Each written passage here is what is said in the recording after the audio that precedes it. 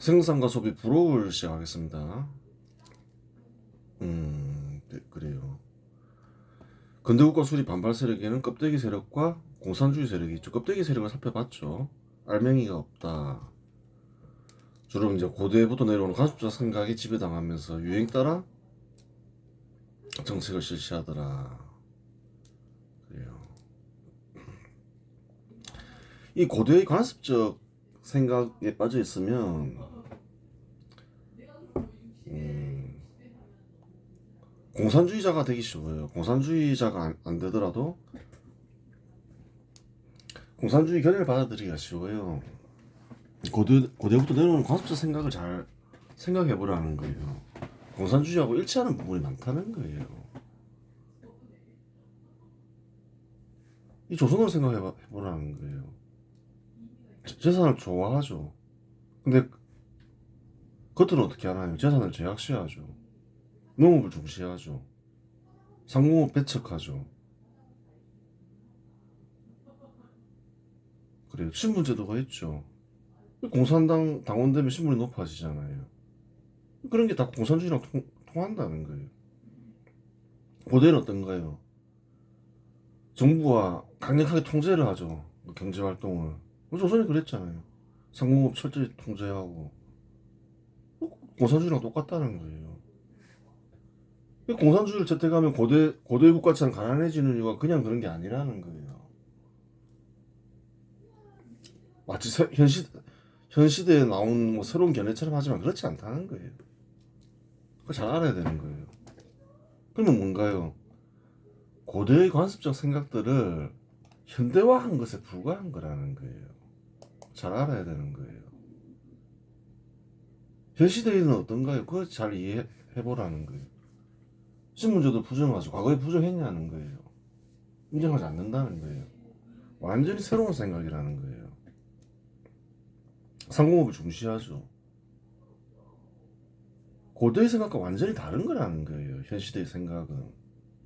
현 시대를 지탱하고 있는 생각들은. 그 사람들이 잘 모르는 거예요.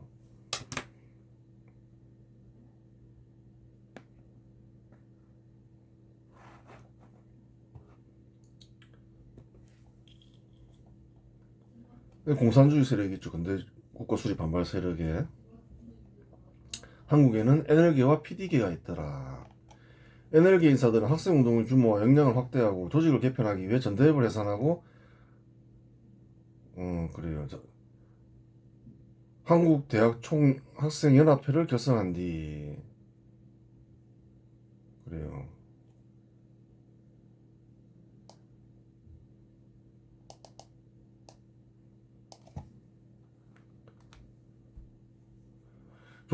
조직적인 정부 활동을 펼쳤다. 그래요. 한 청년은 전대협 뒤를 이어서 생긴 거죠. 이제 착각을 해서 잘못 적었었는데 그거 수정을 했죠. 그래요. 그들은 여전히 주한미군 철수와 국가보안법 철폐를 주된 구호로 내세웠으며 김영삼의 문민정부가 출범했음에도 불구하고 이를 군사정부 연장 혹은 미제의 괴뢰 정권으로 간주하며 반정부 시위를 지속했다. NL계의 특징은 뭔가요? 어떤 사람들을 NL계라 하나요? 북한 공산당을 따르는 이죠. 북한은 정통성 있는 국가라 생각하고 그 조국 마음의 조국은 한국이 아니라 북한인 거죠. 이런 이들은. 이는 실질적으로 북한의 적과 통일 전략에 따른 대남 사업을 대리 수행한 간첩 활동의 일환이었다. 그 사람들은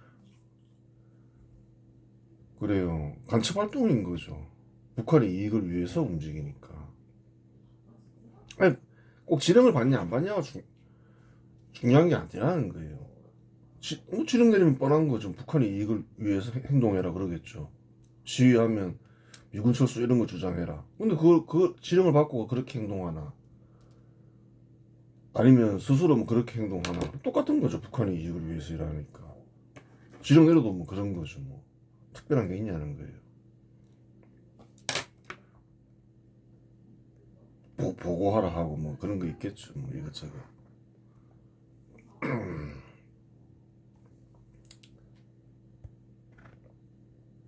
기본적으로 간첩 활동이다. 북한이 이익을 위해서 활동하면 그렇게 되는 거예요.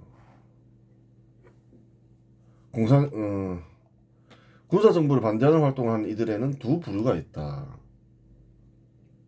선거 만능주의가 있는데 박정희와 전두환은 선거를 무시하고 혁명을 통해 집권하였기 때문에 선거 만능주의는 박정희와 전두환을 용인할 수 없었다. 만능주의자는 그렇죠. 기본적으로 선거를 통해서 처음에 집권한 건 아니잖아요. 나중에는 이제 선거를 통해서 했다 하더라도 권력을 장악한 뒤에 이제 권력을 장악하잖아요. 선거를 통해서 권력을 장악해야 되는데 집권해야 되는데 그 절차를 빠져 있죠. 그래서 혁명이라고 하는 거예요. 혁명은 무엇을 했냐를 보는 거죠. 불법성이 있나요, 없나요? 있죠. 폭동이나 반란 중에 혁명이 있다는 거예요. 폭동이나 반란이 뭐 불법이지 뭐. 그 중에서 무엇이 혁명이냐를 봐야 되는 거예요. 왜 5.16과 12.11이 혁명이라 하나요? 진짜 혁명이라 하나요? 수백만 수천만 명을 구제했으니까 혁명이라 하죠.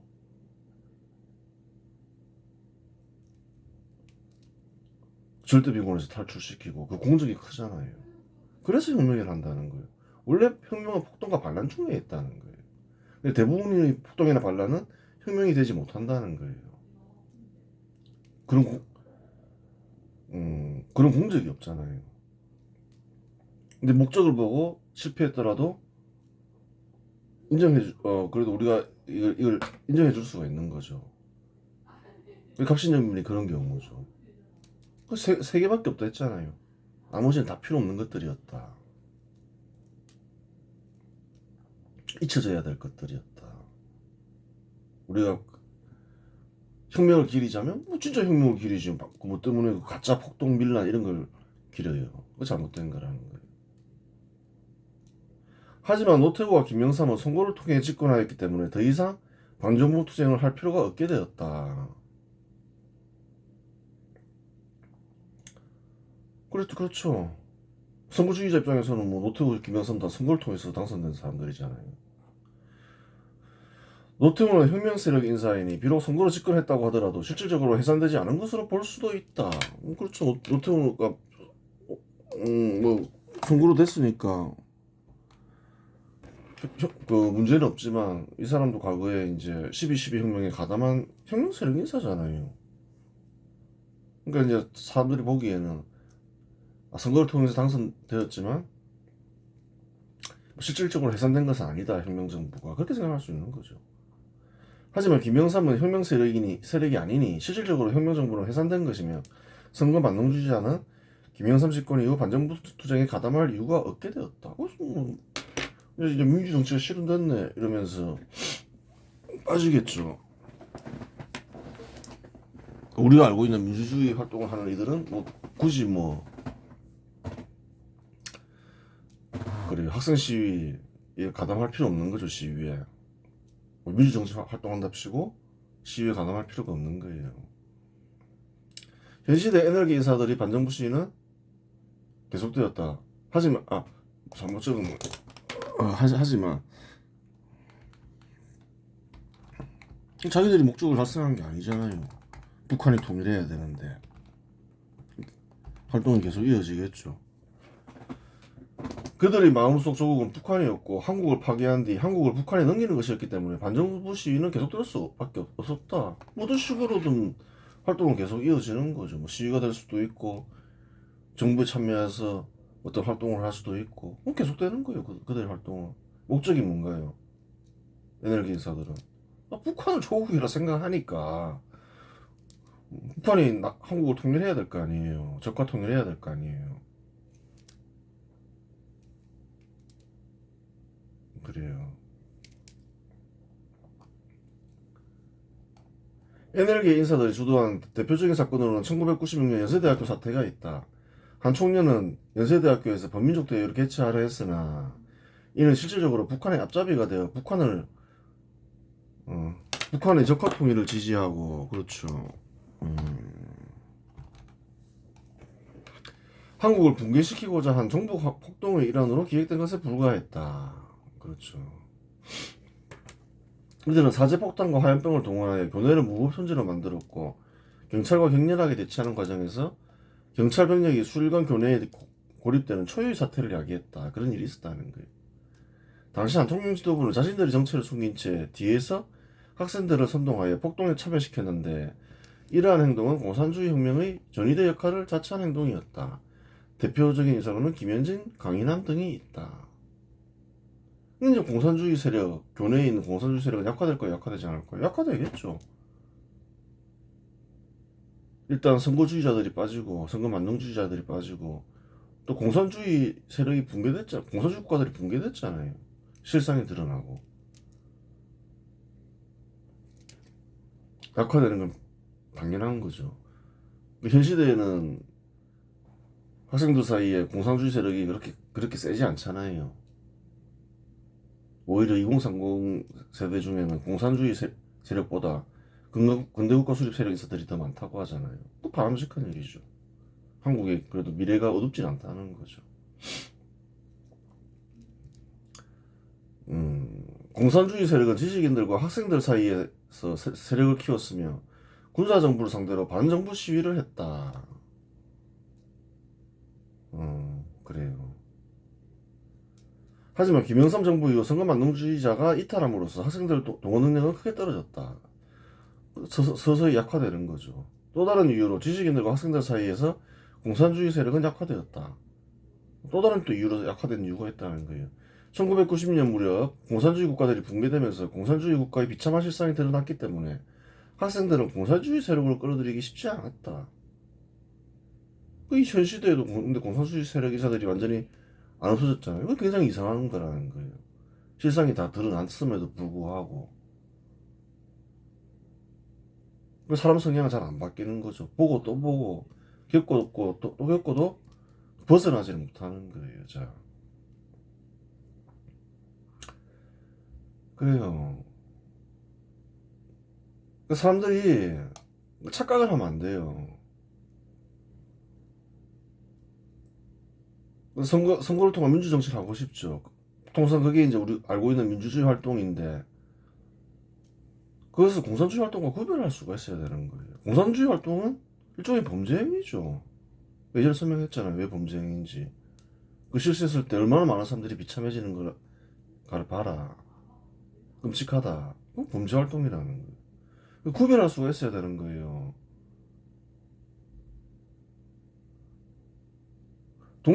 한국에 보면 공산주의 활동을 한 이들을 그 1945년 이전에 독립운동으로 인정하잖아요. 그것도 잘못된 거라는 거예요. 그 범죄 활동이라 했잖아요. 그 독립운동도 아니었다는 거예요. 그때 공산주의 활동은 어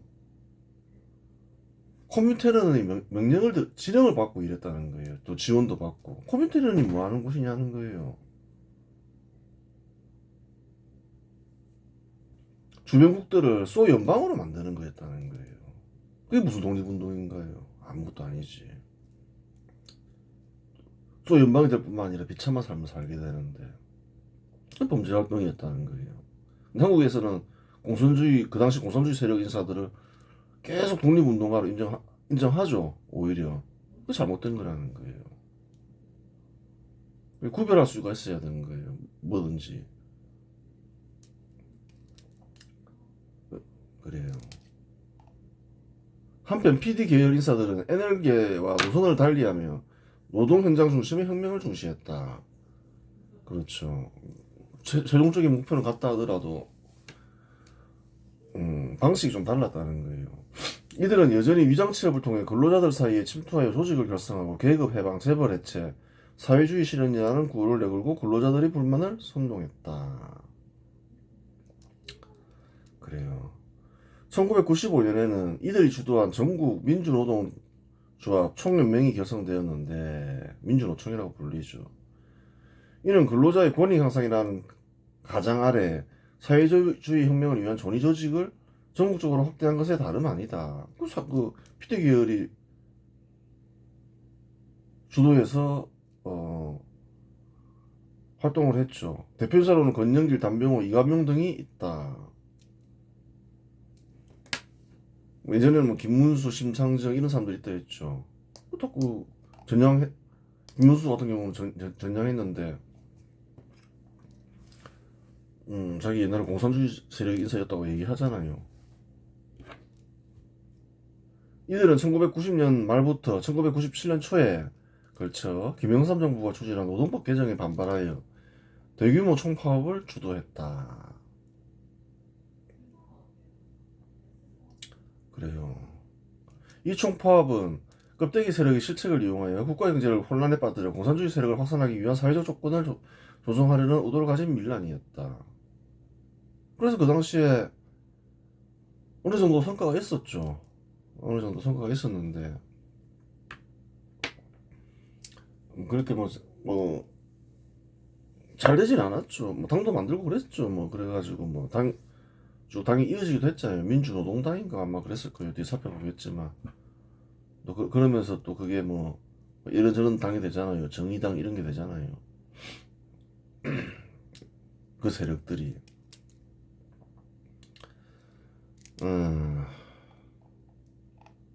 김영삼 정부 시기 공산주의 세력 인사들 역시 정계에 진출했다. 김영삼은 당시 PD계 인사였던 김문수와 이재호, 차명진 등을 영입하였다. 그걸 영입했죠.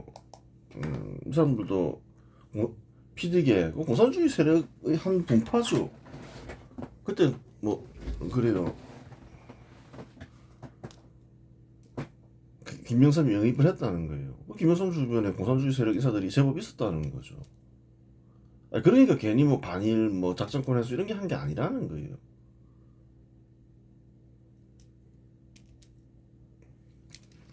(1996년) 김문수와 이재호는 신한국당 국회의원으로 당선되었다. 김문수와 차명진은 사회주의 혁명 노선 및 계급투쟁 이념을 공개적으로 포기하고 자유민주주의 체제를 수용하겠다는 전향을 했다고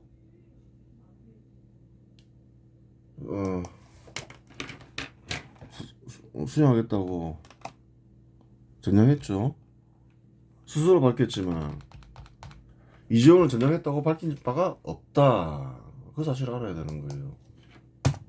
알 수 없는 인물들이 많다는 거예요. 많이 끌어들인 거죠. 김영삼도 알 수 없는 인물이고. 그래요. 그러면 이제 1997년 대통령 선거 결과를 살펴보자.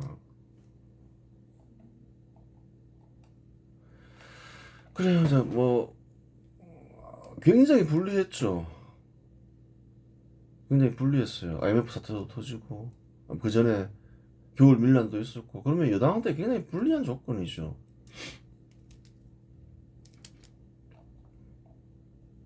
김대중이 이겼죠. 근데 큰 차이가 안 나죠. 한 40만 표 차이 났어요. 1.5% 차이. 그런 악조건 속에서도 이인재가 제법 많이 얻었죠. 이회창이 절반 정도를 얻었다는 거예요. 그 전에 신한국당인데 한나라당으로 바뀌었잖아요. 세력 동향을 중시하잖아요. 이 글에서는 사람들을 중심으로 보고 있잖아요. 다 사람들이 하는 일이니까. 그러니까 한나라당은 어떤 당인지, 국민신당은 어떤 당인지, 이인재는 어떤 사람인지 알아야 될 거 아니에요. 좀 나이 든 사람들은 다 알겠죠. 젊은 사람들은 잘 모를 수 있고. 이 사건도 1997년에 일어난 사건이니까 1990년에 태어났으면 잘 모를 거 아니에요. 7살, 8살 이래밖에 안 되니까. 90년에 태어났으면 지금 한 36살 됐겠네요. 잘 모른다는 거예요. 김대중은 여당 후보인 이회창에게 1.5% 차이로 선거에서 간신히 승리했다. 표 차이는 39만 표였다. 그래요. 말기 위해서는 좀 어떤 일이 있었는지 봐야 되겠죠. 김영삼은 1993년 12월 이회창을 국무총리로 임명하였다. 이회창이 어떻게 등장한 인물인가를 봐야 되는 거죠. 김영삼은 이 사건을 비롯한 통치권 전반을 대통령이 장악하여 직접 권한을 행사해야 한다고 생각했고 실제로 그렇게 하려 했다. 그렇게 하려 했다는 거예요. 그전에 다 그렇게 했죠. 특히 뭐 박정희 전두환은 그렇게 했죠. 노태우도 그렇게 했겠죠. 근데 개헌을 했잖아요. 1987년에. 근데 헌법상으로는 원래 그렇게 하면 안 됐다는 거예요. 지금도 뭐 그렇게 하고 있겠지만 다 김영삼, 전두환, 노태우, 박정희처럼 선거로만 대통령 뽑지. 원래 법적으로 그렇게 하면 안 돼요. 그 이해창이 한마디 하겠죠. 법관 출신이잖아요. 그러자 그건 불법입니다. 국무위원은 제가 제청하면 임명하셔야 합니다. 그리고 함부로 각부에 직접 명령을 내리면 안 됩니다. 제가 허수아비로 보입니까? 라고 이해창은 말했다. 그거 전해진다. 전해진다라고 해야죠.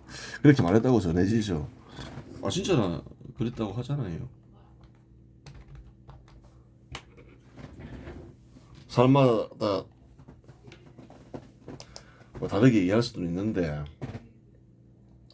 김영삼 입장이나 유해창 입장이나 이렇게 알려져 있다는 거예요. 사실이냐 보자는 거예요. 헌법 제87조 제2항 국무총리는 대통령을 보좌하며 행정에 관하여 대통령의 명을 받아 행정각부를 통할한다. 법적으로는 대통령이 막 여기저기 전화해서 직접 지시하면 안 된다는 거예요. 김영삼 그랬다는 거 아니에요. 다른 대통령도 그랬겠지만 헌법적으로는 명을 받들어 국무총리가 이렇게 지휘해야 한다는 거예요. 맞는 말이지요. 이해창 말이. 헌법 제86조 제1항 국무총리는 국무위원의 임명에 관하여 대통령에게 제청할 권한을 가진다. 그 제청하면 임명하라는 거예요. 마음대로 임명하지 말고. 그 유청이 법대로 하라고 얘기했다는 거예요. 맞는 말이죠. 그렇게 안 하니까 허수아비로 보이냐 이렇게 얘기한 거죠. 유해창은 국무총리로 임명되기 전 대법관과 감사원장을 역임했는데 법관 시절부터 대쪽이라고 불릴 정도로 법에 엄격했다. 별명이 대쪽이었다는 거예요. 엄격하다 이 말이죠. 원칙주의자다. 근데 김영삼은 그렇게 생각 안 하겠죠. 뭐.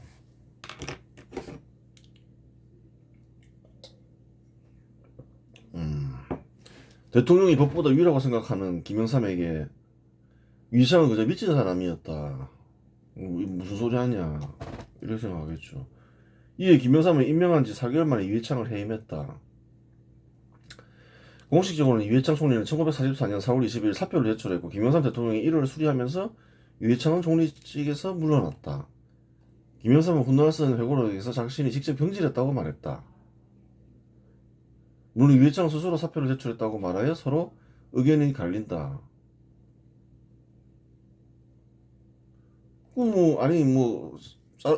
경질하고 이런 게 뭐 수치스럽고 이런 걸 떠나서 뭐 어디까지 사실인지 진실인지 이 말이 또 그래요. 뭐 정확히 알 수는 없는데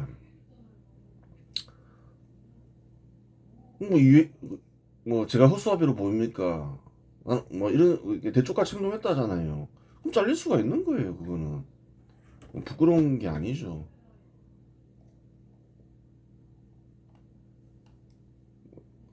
그래요. 뭐 정확히 알 수는 없는데 전해진 내용 또 유해창 말대로 이렇게 했으면 뭐 어떻게 뭐 압박을 해서 뭐 스스로 물러나게 했던 뭐 한 거라고 봐야 되겠죠. 뭐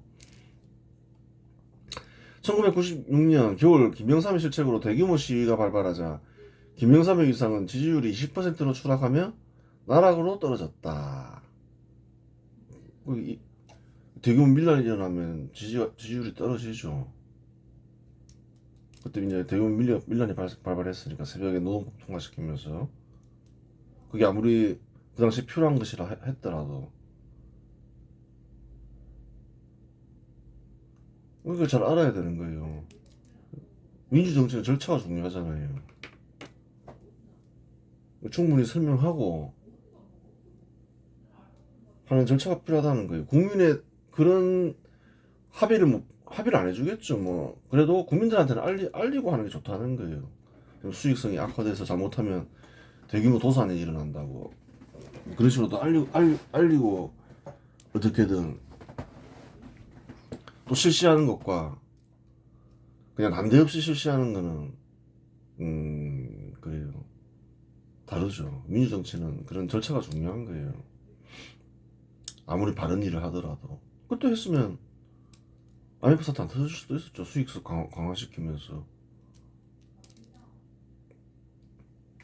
기업의 수익성이 악화되면 위험한 거예요. 그래서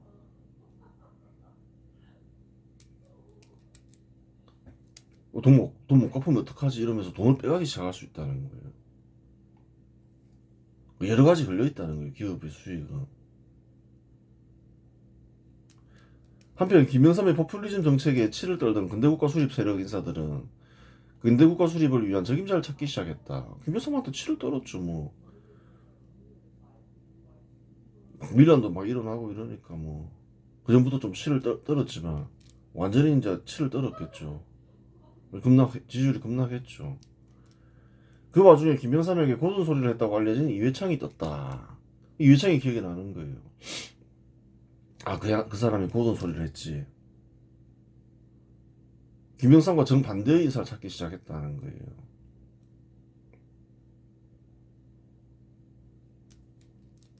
그래요. 한편 당시 경기도지사 이인재가 박정희처럼 유능하고 외모도 박정희와 비슷하다는 소문이 널리 유포되었다. 그리하여 근대국가 수립 세력 인사들 중에는 이인재를 지지하는 이들도 대폭 증가했다. 그래요. 이게 뭐냐? 그때 근대국가 수립 세력 인사들이 이거 잘못됐다 생각한 거예요. 근대국가 수립 반발 세력 인사를 끌어들인 게 굉장히 잘못됐다. 근대국가 수립 세력, 근대국가를 수립할 적임자를 찾아야 되겠다. 이회창은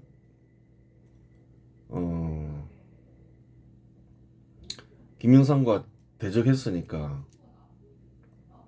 저 사람은 근대국가 수립 세력 인사다 이렇게 생각했죠. 그래 먼저 뜬 거죠. 또 뭐 어떤 경로를 통했는지는 잘 모르겠지만 갑자기 이인재가 경기도지사 출신인데 유능하다. 노동부 장관도 했죠. 그러면서 뜨기 시작했다는 거예요. 외모도 박정희하고 비슷하더라. 그래요. 뭐. 근데 그 시대 사람들은 비슷하게 봤다는 거예요. 그러면서 떴어요. 그 신한국당의 대통령 후보 경선 과정은 치열했다. 유해창은 원칙과 청렴 이미지를 내세웠고 이인재는 개혁을 내세워 돌파력을 강조했다. 1997년 7월 21일 최종적으로 유해창이 신한국당 대선 후보로 선출되었다. 이 당시에는 선출된 대의원들이 투표했는데 유해창은 59.96% 투표했고 이인재는 40.04% 투표했다. 치열했다는 거예요. 유해창이 승리를 했다는 거예요. 유해창이 대통령 후보가 되자 1997년 8월 초 김대중은 유해창의 병역 비리 의혹을 제기했다. 유해창에게는 두 아들이 있었는데 두 아들 모두 병역을 면제받았다. 그러면서 인기가 떨어지죠. 병역 문제는 비리가 있었는지 없었는지는 알 수는 없지만 뒤에는 없다고 밝혀진 거죠. 좀 몸이 허약했던 거죠. 유해창도 좀 몸이 허약해 보이잖아요. 하여튼 그게 이제 혹시 비리 의혹이 제기됐다는 거예요. 그러자 가장 유력했던 유해창의 지지율은 나락으로 떨어졌다. 순간적으로 크게 나락으로 빠졌죠. 반대로 이인재의 지지율은 20% 근처까지 오르며 유해창의 지지율과 엇비슷해졌다. 이에 이인재는 신한국당을 탈당하여 국민신당을 창당하고 대통령 후보로 나선다. 분열돼버린 거예요. 유해창이 잡지를 못한 거죠. 유해창이 잘못한 거죠. 뭐. 이인재가 잘못한 것도 있을 수도 있는데 잡았는데 뭐 그 내막까지는 알 수 없는 거지만 어쨌든 뭐 그래요. 윗사람이 책임지는 거잖아요. 근데 이런 생각을 해볼 수가 있는 거예요. 이거를 쓴 니가 지금 세월이 흘러서 보면 그때 적임자는 오히려 박태준이지 박태준 아니었을까 이런 생각은 들어요. 근대 국가 수립을 세우려고 하면 직접 현장에서 뛴 사람이 낫다는 거예요. 정치인 중에서는 뭐 정주영도 뭐 생각해 볼 수 있는데 정주영은 나이가 너무 많으니까 또 당 출신도 아니고 신앙 그 민자당 출신도 아니고 그렇잖아요. 당 출신에서 생각해 보면 박태준이 명성도 있었고 산업화를 상징하는데 왜 박태준을 내세우지 않았을까 이런 생각도 해볼 수 있는 거죠. 왜 박태준이 왜 그 시점에 안 떴을까? 박태준과 김영삼도 대립관계에 있었는데 생각해보면 좀 이상한 국면도 있는 거예요. 박태준이 홍보를 잘 못한 모양이죠. 뭐. 국민들 상대로. 1997년 11월 21일 유해창은 떨어진 지지율을 만회하기 위해 신한국당과 통합민주당은 합당하여 한나라당을 창당했다. 이는 제15대 대통령 선거를 앞두고 근대국가 수립 세력 결집을 위한 전략적 선택이었다. 통합민주당 역시 세력 확장이 필요했다. 두 당은 대선 승리를 위해 손을 잡았다. 창당 과정에서 조수는 당 총재로 추대되었고 유해창은 대통령 후보로 선출되었다. 유해창은 김영삼계와 갈등 속에서 독자적인 대선 후보로 나서려 했고 조수는 후보 단일화를 통해 정치적 입지를 강화하려 했다. 두 사람의 이해관계가 맞아떨어지면서 합당한 서사되었다. 민주당이 있다 했죠. 김대중이 그래요. 정계에 복귀하기 위해서 자기들 사람을 탈당시켜서 새정치국민회의를 만들었죠. 그때 민주당이 남아있잖아요. 통합민주당이 되고 그 당이 그리고 이제 한나라당과 합당을 했다는 거예요. IMF 사태가 터지자 김영삼 지지율은 10% 이하로 떨어졌다. 엉망진창이 된 거죠. 국민이 적이 돼버린 거죠. 그 시점에는 확실하게. 김영삼의 책임이 부담스러워지자 1997년 11월 7일 한나라당은 대통령 선거를 불과 8일 앞두고 김영삼 대통령은 당에서 탈당했다. 그래요. IMF 사태 이전이죠.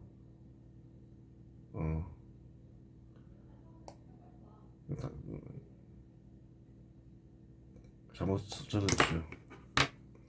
김영삼의 낮은 지지율이 부담이 되자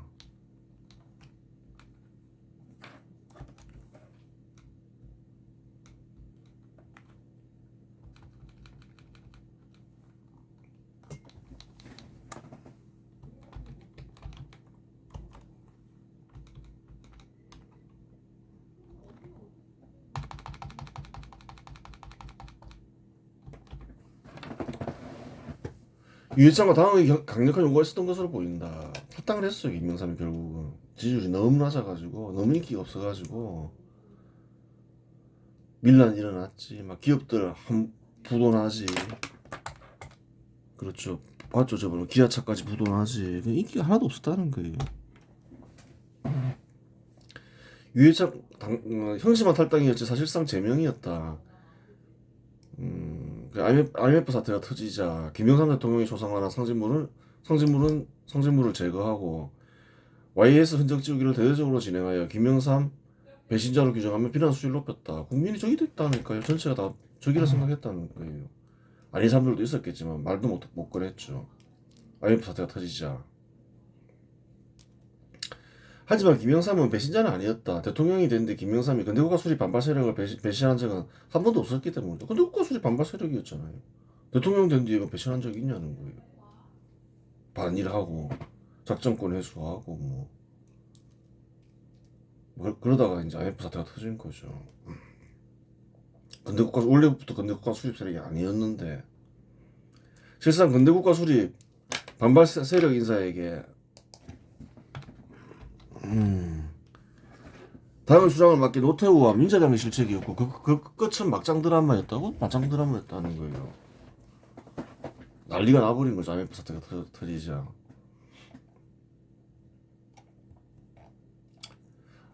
그래요. 당시 한국에서 근대국가 수립 반발 세력은 소수였기 때문에 대통령이 되기 어려웠다. 선거 결과 보면 그렇잖아요. 뭐 선거 결과 보면 어떻나요? 한 250석 중에서 민선하면 한 90석밖에 못 얻었잖아요. 근대국가 수립 반발 세력이. 그 되게 어려웠다는 거예요. 특히 김대중은 많은 국민들로부터 공산주의자로 의심받고 있었다. 실제로 그랬다는 거예요. 그 당시 김대중은 자기는 보수입니다, 보수입니다 이러면서 다녔다는 거예요. 김대중과 김영삼이 군사정부를 상대로 똑같이 투쟁해도 김영삼은 민주투사로 인식되었고 김대중은 공산주의자로 보는 사람들이 많았다. 군사정부도 그렇게 봤던 거죠. 좀 김대중을 심하게 다뤘죠. 김대중의 활동을 의심스럽게 봤다는 거예요. 공산주의 활동으로. 근거가 있냐 없냐 그걸 떠나서 실제로 그렇게 봤다는 거예요. 괜히 탄압하려고 그런 게 아니라 김대중만 그렇게 봤다는 거예요. 공산주의자로 인식되는 이상 대통령이 되기 어렵다고 생각한 김대중은 근대국가 수립 세력 인사들과 연합전선을 구축해야 했다.